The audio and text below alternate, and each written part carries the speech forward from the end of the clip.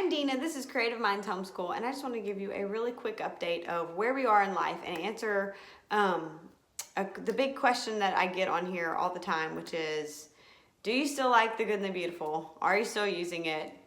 How's it going with that? That's the biggest thing people ask me on here. So I'm just going to answer you that question first, and then I will answer just kind of where we've been, what we've been doing at the end of this video, baby update, all that. So if you're still interested in all of those things, stick around for the end. But I'm going to mostly answer right now, are we using the good and beautiful still? Do we still like it? That kind of thing. And I will tell you, yes, we are liking the good and the beautiful. We are still using it. We are on level 2. We are on day 70 something in school. We are on we're in the 40s in the lessons. So, which we did start later than our actual first day of school. We had to finish up level 1 before we got to level 2.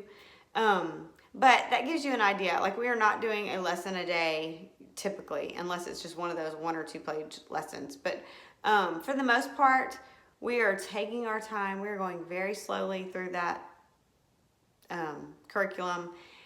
But I definitely still see improved reading, improved spelling, great improvements in their writing. Though we don't write a ton in school at all, it is impacting all of that. So, yay, we are doing spelling. We're still going through their spelling list.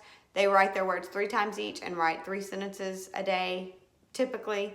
And that's pretty much, we've simplified spelling to that, with the occasional spelling game or different spelling activity thrown in there. But for the most part, we're just getting it done quick. Now for their spelling, I am having them write their words 3 times each, once in cursive, twice in print, just to get cursive practice in there. Just one little way I throw that in there. Let's see. What else did I want to tell you about that? I have other thoughts here. Oh, I would say I'm learning the ebb and flow of this curriculum and how it works for us. Keeping in mind that all 3 of my kids are on the same level. We all are doing level 2 all together. So I realize that people who have kids in 4 different levels, their take on it would be very different. I would say I encourage people, if you have kids that can meet in the middle and do 1 level, that is the way to go. It has been so wonderful. Even though Everett could probably be a level ahead, it's a good pace for him because he is a kiddo that just doesn't like to do a ton of work in a day. So the pace that we're taking is definitely working for him. Let's see, what else did I want to tell you about that? I know I have lots of thoughts here. Hang on. It's coming back to me. I like, in level 2, there are reading stories built into the book. Basically, it's like you're reading a kid's book. I like that they're broken up in squares because I have them, person number 1 reads this paragraph, person number 2. So it's like popcorn reading, which is very great for my kids to practice because you have to pay attention to where we are in the story so you can be ready for your part. So you're listening to everyone else. You're seeing, is what they're saying matching the words that I'm reading? It's just good cooperative learning time for us. And that is a skill that when I started high school, I was in an Abeka curriculum in private school, and that we would have to do popcorn reading. And I was horrible at popcorn reading. I've shared with y'all my reading struggles. Reading aloud was the most torturous thing because everyone can hear. It's not just in my head how bad I sound. Everyone can hear me sounding horrible, and it's just like torture to get through a paragraph. It was horrible. I'm scarred for life from that experience still. So I want my kids to have confidence reading out loud. I want them to have practice with it in a good environment where they can get the feel for when someone has to correct you when when you haven't read it right. And take that, so my kids, when they're in their classes at church, they have their little weekly boys and girls class they go to, they're happy to read aloud. And that makes me so proud and so happy. And so I pray that they will not struggle the way I always did. So that's a great time that we have during the curriculum. Another thing I'm liking about it is the geography built into it. I know some people don't care for the art, the geography, they want to do separate things. We do, and we do some separate things with that too, but I like this about it. Like Everett said the other day, like the map of Europe keeps coming up, and he's like, we've already done this. We've already labeled it and colored it. Why do we have to keep doing this? And I'm like, well, because you don't know how to spell. You know where all the countries are and you can name them, but you can't spell them all correctly yet. That's what you're learning.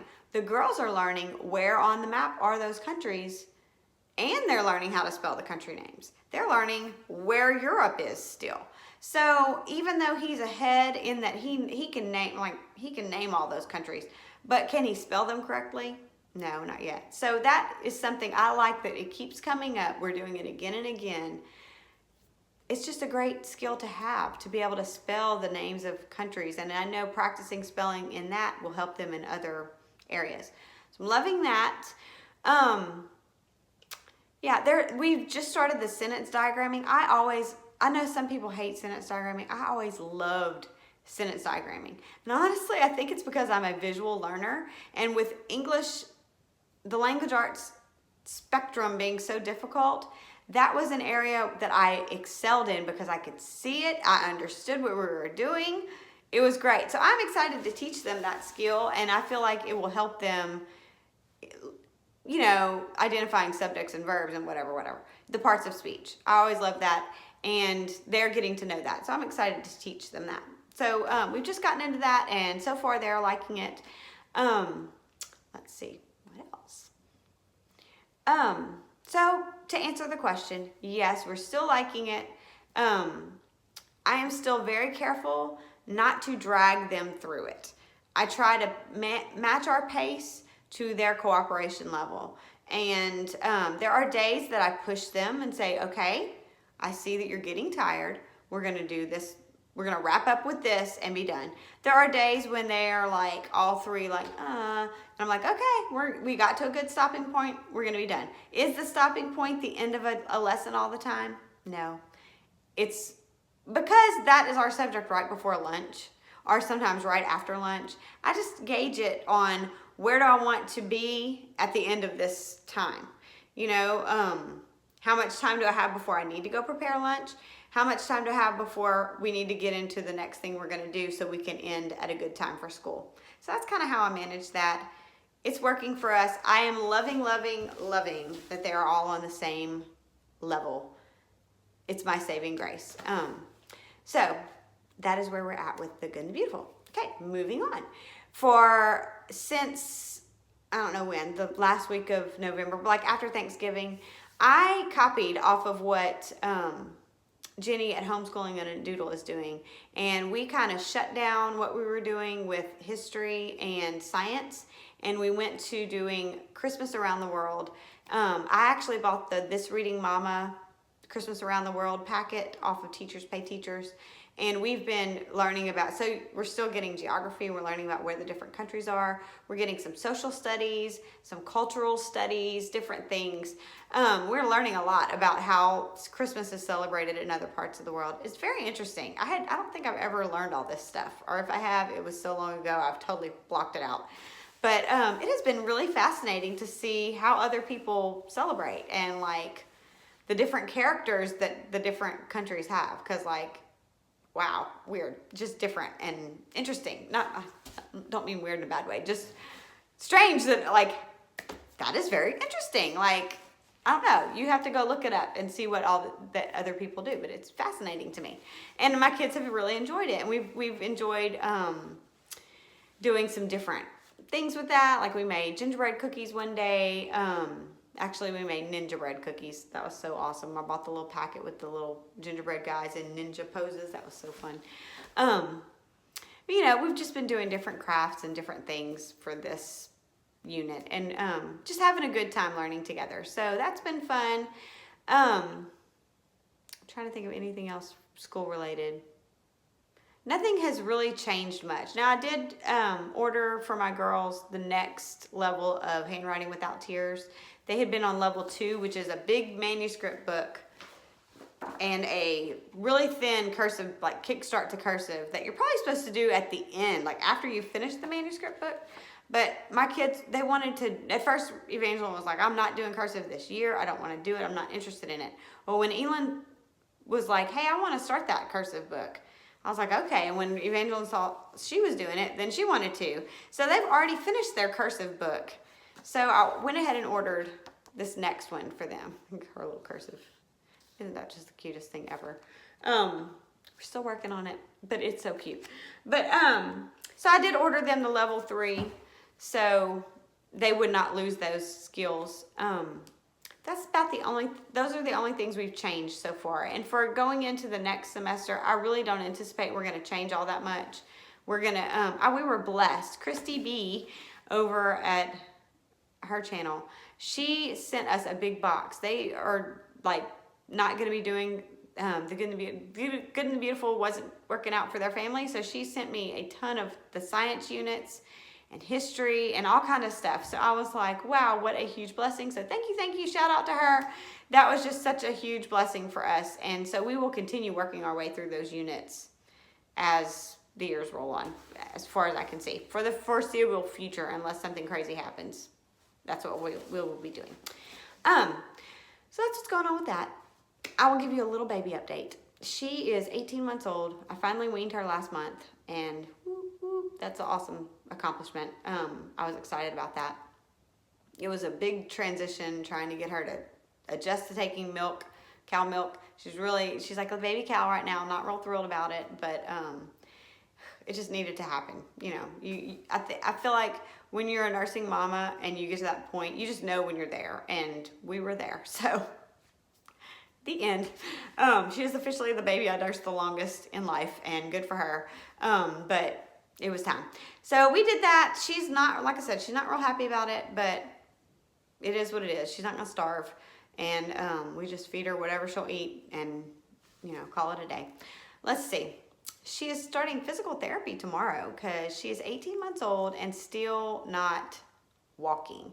Now, she started taking steps at 17 months, which was great, but she's kind of plateaued. Like, she can only take 2 or 3, up to 5 steps at a time, and she falls down. Like, purposefully falls down. I